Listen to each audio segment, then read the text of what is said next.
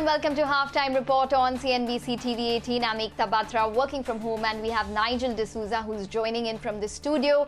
Well, Nigel, it seems as though the markets are in a little bit of reddish tone this afternoon. So we have the Nifty, which is down around 35 odd points. We have the Bank Nifty, which is actually underperforming at this point in time, so down around 1 odd percent. So under pressure. And the likes of IndusInd Bank, even from the broader markets, a lot of the banks are under pressure, such as PNB, South Indian Bank, RBL, all of them. And nonetheless, there is a little bit of a silver lining because we do have IT stocks which are running away after Accenture's numbers. So Infosys, HCL Tech would be case in point, and something like a Dr. Reddy's also gaining from the pharmaceutical space. Hi, Nigel. Hi, Ekta. You said it. From the broader markets, there are quite a few stocks actually that are gaining. And from the low point of the day, the Nifty that hit around 10,650, well, that's bounced close to around 55 points odd. And we have been seeing the bears, they're making a good attempt to try to break the back of the market, but they're not being successful because the intraday low is getting bought into. A few stocks that I just wanted to look out for from the broader markets. You had Lumax that's moved to the high point of the day. So maybe, in fact, we should pull up that stock. That's a quasi-Maruti play. So keep an eye out on that one. And also you have a couple of other names. Birla Soft, earlier today, there was a large trade out there. That stock has spiked up, so that one comes on your radar. And L&T Tech Services, now that one's moving well. It started off well in the green and it's just been building onto those gains from there. So keep an eye out on that one as well. But let's move on to a couple of stocks then that are in news today. The management of Escorts joined us this morning with the view that the industry growth would now be in mid-teens as opposed to early expectations of low double-digit growth. Sonia brings us the key takeaways from that conversation. Sonia? Thanks a lot. As you rightly pointed out, Escorts has gone ahead and raised the industry volume guidance to mid-teens growth in FY21 versus an expectation of low double-digit growth earlier. They say that demand is trending higher. In fact, Q3 will be one of the best quarters for the company. Not just that, there's also an export potential that they're looking at since the Kubota JV has come on board and production has started. So they're looking at around 4,500 units of tractor exports coming through over the next 1 year. But let's not forget that the stock is quite expensive. In fact, as we speak, the stock has more than doubled in 2020. It is sitting on a fresh high and it's trading at almost 36% premium to its 5-year historic average. So it's trading at about 18 times FY22 price to earnings versus a 5-year average of 13.5 times. So that could be the reason why the upside could be capped because valuations are expensive, but the management is extremely bullish. Back to you. Okay. All right, Sonia. Thanks very much for that. So those are a couple of key takeaways. In fact, let's hear out the management of Escorts themselves. Period so far for the first 8 months, the industry growth is coming to about 15%. So I think going at this pace, we think, yes, it can be somewhere between mid-teens now. So I think looking at the next 4 months, and again, we are entering a season where the Rabi harvest is going to be quite strong. I think we've already seen the sowing data, which was quite helpful.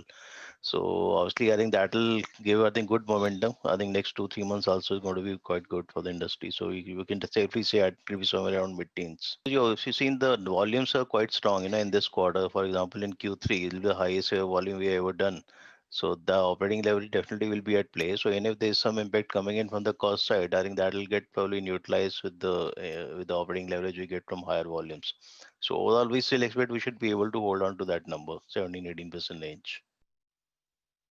So the first preference for company was obviously to fulfill the domestic demand. So which is why I think most of the supplies have been going. So as a result, you see some pileup has happened on the export front, all on the order books, which we need to execute. So now the festive season is over and we are able to meet supply side issues and the capacities are also getting enhanced now. So I think that will really help us in pushing the exports numbers too. So you've seen, I think we already touched the level of 400, 500 sort of numbers per month, against the 200 numbers we used to be there. So I think it's gradually picking up now. And I think the supplies to Kubota has also started. And I think next year we'll see the good numbers coming in from that front too. This year we are targeted to about 4,000 plus tractors, 4,000 to 4,500 tractors. Commentary positive from the management of Escorts bodes well for the stock. Remember, it's been a big outperformer in this year itself. But let's turn our attention to Zee Entertainment. Now, they are buying part of one of their subsidiaries business itself at rather high valuations. Nupur joins in to fill us in with all that analysis. Nupur, over to you. Well, absolutely. Three news coming in from Zee Entertainment. First, transaction with wholly owned subsidiary as board approved acquisition of film production and distribution business on a slump sale basis from its wholly owned subsidiary Zee Studio for a cash consideration of 275 crores. But if you look at the financials for the past 3 years for this particular business, it reported revenues of just 124 crores last year, and before that it was 300 crores, and earlier it was 160-170 crores. So companies paying twice the value for this, which raises investors a question. Although it's on arm's length basis, an acquisition of movie titles, which is an intangible asset. But if you go to the annual report, the latest annual report of Zee, there you will see Zee Studios total liability stands at 156 crores. So we need to keep an eye on this for further clarification or clarity. But the second news is also Zee to sell its digital publication business to wholly owned subsidiary of Zee Media Corporation for share swap, which is valued at 64 crores. Do you remember 100% of promoter holding in Zee Media is currently pledged? So there as well you need to keep an eye on. And lastly, company appointed 2 independent directors, which is actually a positive news. Do you remember promoter holding is 5% now, and large part is owned by foreign investors. If you look at the stock performance, it's up 80% from its March lows. This month it's up 18% and currently trades at 12 times 1 year forward versus historical average of 32 times. Okay, all right, Nupur, thanks very much for that. In fact, the stock has recovered on an intraday basis. That's the entertainment that we're talking about. But keep your eye out on this transaction and any sort of details from the promoters going forward or the management going forward. But separately, let's in fact shift focus to the entire IT space, which is really the cream of the market today. We have Rima joining in, who's giving us details about Accenture, which has really fueled the rally. They came out with their Q1 numbers, which were better than expectations. It's the IT stocks which are on our radar, and that's because of the very strong numbers reported from Accenture. So Accenture's Q1 revenues have gone up by 2% on year-on-year basis. If you look at the new bookings, that's the order wins in the quarter, are higher by 25% year-on-year. They've upped the full year guidance. They now expect growth to be 4 to 6%, and it's very rare to see an IT company up the guidance in year one itself. So it just goes to indicate how strong the demand is and the kind of confidence IT companies have. In fact, they are talking about high single to low double-digit kind of growth in the second half of the fiscal year. So the read-through for Indian IT is obviously positive given the strong order wins. But another internal which bodes well is the fact that the outsourcing revenue growth has been a solid 9%.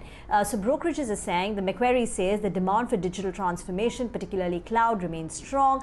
Credit Suisse says the pickup in Accenture's revenue growth and order bookings bodes well for the demand environment. They like Infosys as well as HCL Technology. Infosys for its industry-leading growth and HCL Technology on the back of its attractive valuation. Kotak believes Infosys as well as TCS will be at the forefront of the digital transformation. And IT has been the leader of the pack this entire year. In fact, led by Infosys, which has seen an over 60% rally on a year-to-date basis. It's followed by HCL Technology. TCS has lagged behind Infosys so far in terms of its performance this year with an up move of 33%. And that's because Infi has outperformed TCS when it comes to pure growth metrics in Q1 as well as Q2. But for the day, it's a powerful move seen in IT stocks on the back of Accenture's strong performance as well as guidance and commentary. Back to you. Thanks so much for that, Ria. Well, thanks to the IT index, the Nifty is not falling apart because they have a large weightage on the index and they're holding one end up. But earlier today, we also spoke to Kawaljeet Saluja of Kotak Institutional Equities on the outlook from IT from year on. Let's hear out the interesting points that he made. Trying to rely on historical valuation multiples can be a little bit misleading because there are two shifts that have happened. One is that the cost of equity, has gone down, which is true across most of the sector, most of the markets. Now, the second one is basically the fact that there's going to be an accelerated digital transformation, which means that the transformation that we're looking at for a period of 5 years, 7 years, gets crunched down to 3 to 4 years.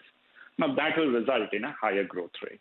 Demand trends are reasonably robust, and you would expect that trend to reflect in reasonably good third quarter performance as well, even after taking into consideration the fact that this quarter usually has furloughs.